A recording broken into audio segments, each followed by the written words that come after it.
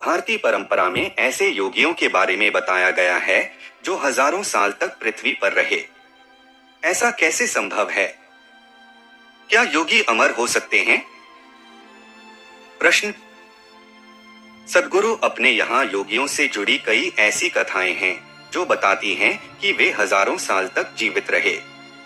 क्या वाकई ऐसे योगी हैं तो कभी नहीं मरते जो अमर है? वे योगी निर्माणकाया कहलाते हैं। सद्गुरु। अपने यहाँ कुछ योगी ऐसे हुए हैं जिन्होंने इस दिशा में काम किया है। उन्होंने तय किया कि वे बेहद सूक्ष्म रूप में रहेंगे। पहले उन्होंने अपने शरीर को विसर्जित किया और उसके बाद फिर से उन्होंने शरीर बना लिया। उन्हें हम निर्माणकाया कहते हैं। निर्माणकाया का मतलब हुआ कि अपने शरीर को विसर्जित करके फिर से इसको बनाना। वे अपने शरीर को इस तरह से विसर्जित करते हैं कि इसके सारे तत्व मूल तत्वों में मिल जाते हैं और बाद में वे उन तत्वों को फिर से इकट्ठा कर शरीर बना लेते हैं। अपने शरीर को त्याग कर अपने ऊर्जा सिस्टम को लंबे समय तक सुप्तावस्था में रखते हैं और कुछ समय बाद फिर से अपने शरीर को तैयार कर वापस लौट आते हैं। इनका वापस आना किसी बच्चे के रूप में नहीं होता जो गर्भ से आता हो, बल्कि ये सीधे अपने भौतिक शरीर में आते हैं। वे योगी गर्भ में जाने से बचना चाहते हैं। ये लोग फिर से किसी महिला के गर्भ में जाकर गर्भ की पीड़ा से गुजरना नहीं चाहते। वे नहीं चाहते कि वे फिर बड़े होने की प्रक्रिया से गुजरें, क्योंकि इन प्रक्रियाओं से होकर गुजरने में आप कहीं उसमें फंसकर खो भी सकते हैं। लेकिन जब लोग अपनी काया को विसर्जित कर फिर से बनाते हैं तो इसके साथ वे बहुत सारे काम नहीं कर सकते, क्योंकि उन्होंने अपना शरीर ऐसे ही बनाया होता है। इस देह की एक खास अवधि होती है जिसमें काम करने की सीमा होती है। ज्यादातर मामलों में यह बस आकार मात्र होता है। जब आप अपनी काया विसर्जित करते हैं तो इसका यह मतलब नहीं कि वे लोग कहीं और जी रहे हैं। वे लोग तो विसर्जित हो जाते हैं। उन लोगों ने अपनी काया के सूक्ष्म आयाम को बचाए रखा, लेकिन उनका भौतिक शरीर खत्म हो गया जिसे उन्होंने फिर से बना लिया। बात बस इतनी है कि वे लोग महिला के गर्भ में जाकर वापस आने की सामान्य प्रक्रिया से बचना चाहते हैं। आध्यात्मिक मार्ग पर चलने के लिए इसकी जरूरत नहीं।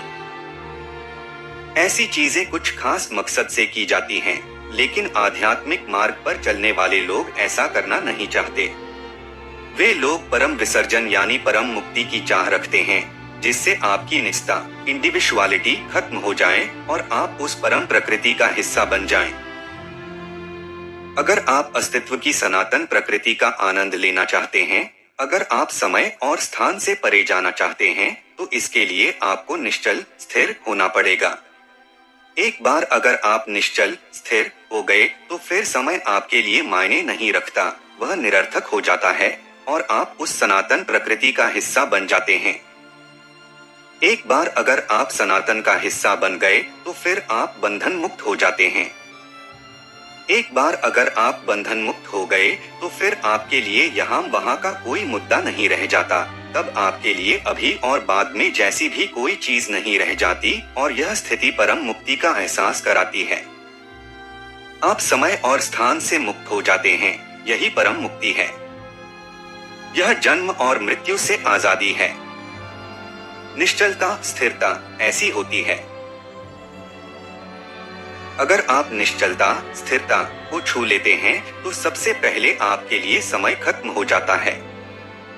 अगर समय ही चला गया तो आप नश्वर नहीं रहे, अमर हो गए।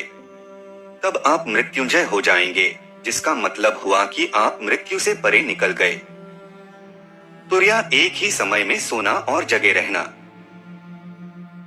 अगर आप अभी मेरी नाड़ी देखें तो यह 45 से 47 के बीच में चल रही होगी, क्योंकि अभी कुछ देर पहले ही मैंने खाना खाया है। अगर आप खाली पेट मेरी नाड़ी देखें तो यह आपको 36 से 40 के बीच मिलेगी।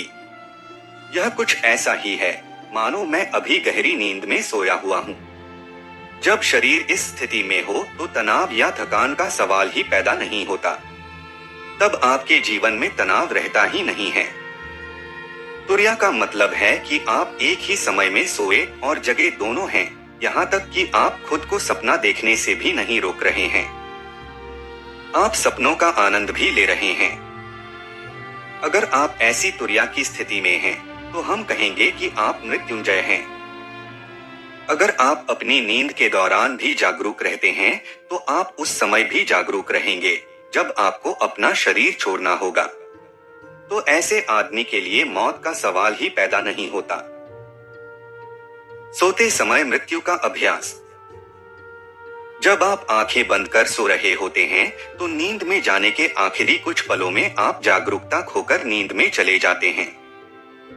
अगर नींद में गोते लगाने के बजाय जागरूकता के साथ आप सचेतन तरीके से सोने की कोशिश करने लगेंगे, तो आपके लिए मृत्यु एक नाटक रह जाएगी। आपके पास रोज मृत्यु का अभ्यास करने का मौका होता है।